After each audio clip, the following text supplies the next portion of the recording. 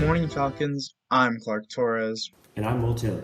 We hope you had a fun and relaxing weekend. With our seniors starting their second semester, it's always interesting to see how their die-hard habits since freshman year have changed. Let's take a look at some thoughts from a couple seniors. My favorite part about being a second semester senior has been not constantly having that feeling that you should be doing something. Like for the past year, it's been, oh, I should be studying for the SAT right now. I should be working on my apps right now. And I think finally we've got that like allowance to rest and relax a little bit more for the first time in a long time. So that's been awesome. More time to start new activities and learn things that I wouldn't have otherwise had time to during school. My favorite part of being a second semester senior is having the downtime to try new things like cooking, reading, investing, etc. And the best part about being a second semester senior is the feeling of accomplishment, knowing that you've made it through the toughest years, toughest semesters of high school, and that we're less than a semester away from graduating. I would tell my freshman year self not to worry too much about switching schools for sophomore year because you're going to meet a lot of really awesome people at SHS. And then once you get there, try to get involved in more stuff earlier on, I would say. Some advice I could give my freshman year self would just be to step out of your comfort zone and try stuff that you might not think you'd like, because you never know until you've actually tried it out.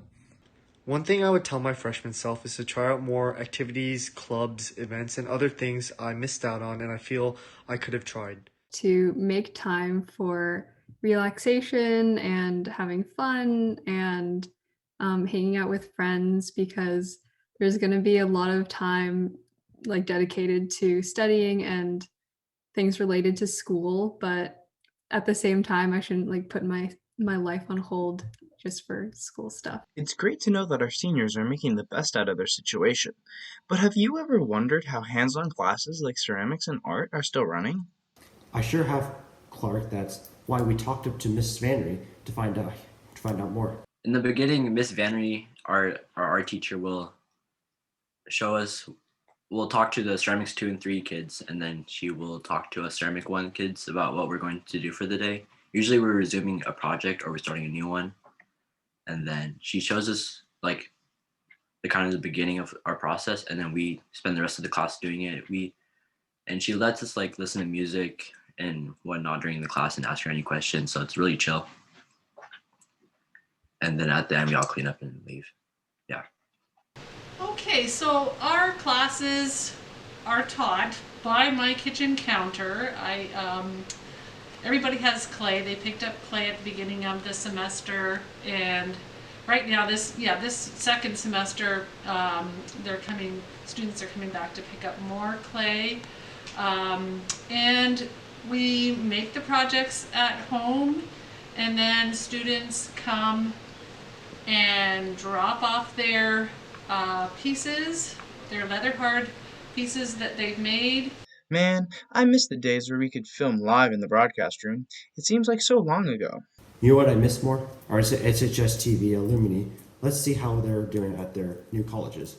Connor Oaklander. I'm a freshman now at Cornell University. It's been a while since I've been in SHSTV. I don't forget about it because it was a big part of my high school experience.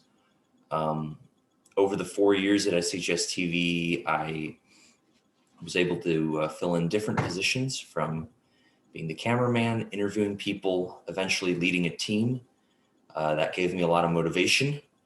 I haven't currently found anything similar to that in Cornell, although I am a part of the radio station WVBR. So I was a part of SHSTV at Saratoga High for 3 years total, and I honestly loved working with our equipment and being a multimedia journalist.